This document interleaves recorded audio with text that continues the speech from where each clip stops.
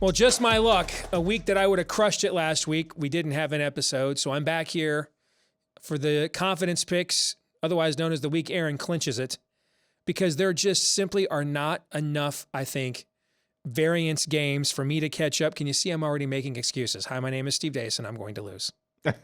He is Aaron McIntyre, and we are back for the penultimate week, if you can believe it already, Aaron, the penultimate week of Big Ten confidence picks, brother. You ready to go? You bet. And for the variance that we had the last time we did this, for all that variance, you gained a point on it. I'm just going to throw like that out I would have there had right Purdue now. over Illinois last week. That was one of my picks, but we just couldn't get on the air. So. Yeah. So you correctly 2 weeks ago chose Ohio State, that was a weird game.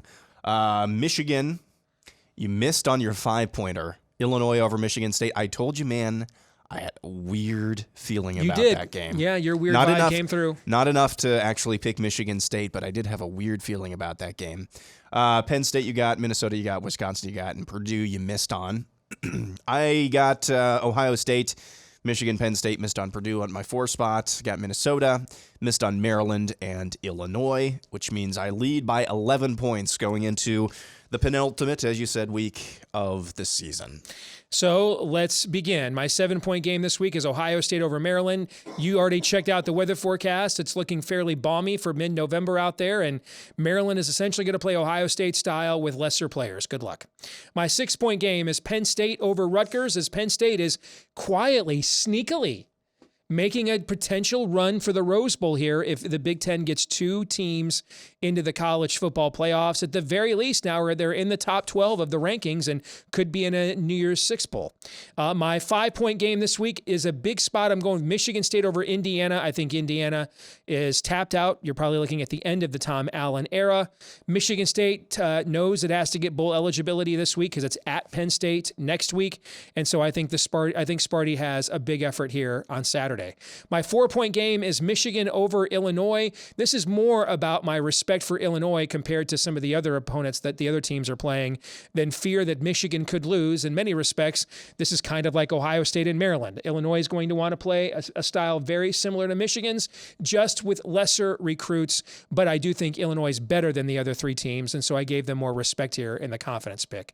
My 3-point game is Purdue over Northwestern. It would be the ultimate Purdue thing. Pat Fitzgerald thing for Northwestern's only win on the continent this year in cold, blustery conditions to be against Purdue on its way to winning the Big Ten West for the first time. That would be peak Pat Fitzgerald, and so that's why I only put 3 points on this game.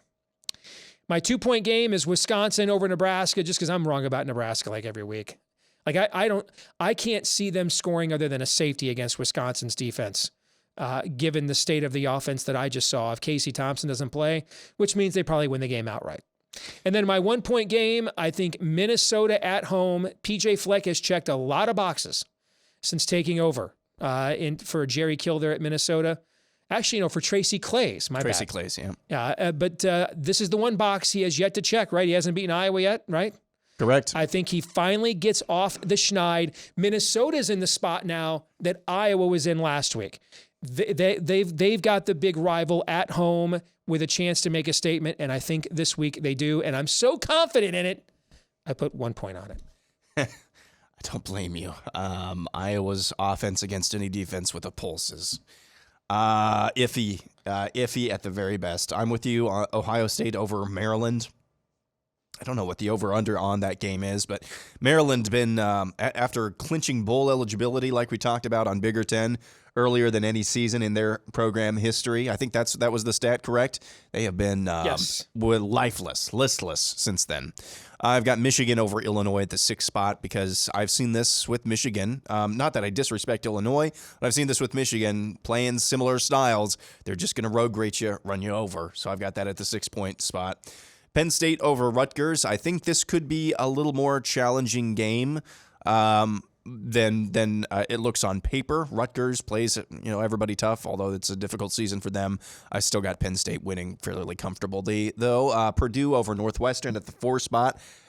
Northwestern is just Bad. I mean, everybody's like, oh, finally, we get to play Northwestern. Get right game. Yeah, it's everybody's get right game. 3, I've got Wisconsin over Nebraska. If Nebraska had an offense even similar to last year, you'll remember last year's game. Nebraska was one of those woulda, shoulda, coulda games. They probably should have beaten Wisconsin last year. I cannot remember where this game is this year, though. It's in Lincoln. Is it in Lincoln? Yep. Okay, I thought that was okay. So if they had anything close to last year's offense, which was not great, but better than this year's, I would maybe pick the upset here. And then number 2, I've got Michigan State over Indiana. That's gonna be a weird game. I don't have weird vibes, but I do think it's gonna be a weird game. Cold and snowy in East Lansing. So that could be an interesting game to keep track of. And I'm with you, Minnesota. We got the same picks, man. I'm sorry. I can't. I tried to contrive something a couple of weeks ago, and you only gained a point on me. So it's like, why try to contrive to make things interesting? I'm just calling it out. Next week, I'm going opposite all your picks. That's not a bad strategy. I'm just going opposite, and no point in losing by like 5 points, right? Either win or get blown out. Yeah. I'm just going opposite all of Aaron's picks next week. You'll go first, and then I will just do the opposite of whatever your picks are. For Iowa this week, they're going to need basically a repeat of what happened last week, which was defense, scoring, special teams, setting them up with short fields. Defense scored once. The latter thing happened twice. The offense was able to score both times, touchdowns both times.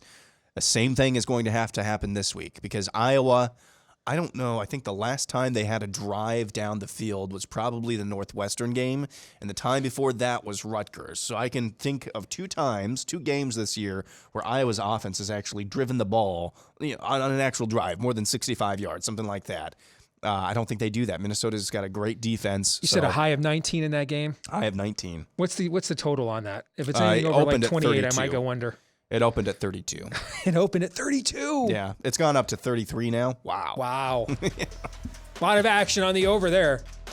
All right, great stuff. Hopefully I'll make up some ground, but I won't looking at these picks because I'm going to lose. That'll be it for this week's confidence picks. Don't have much confidence in mine. Hopefully you have more confidence in them than I do. We'll see you next week right here on the channel.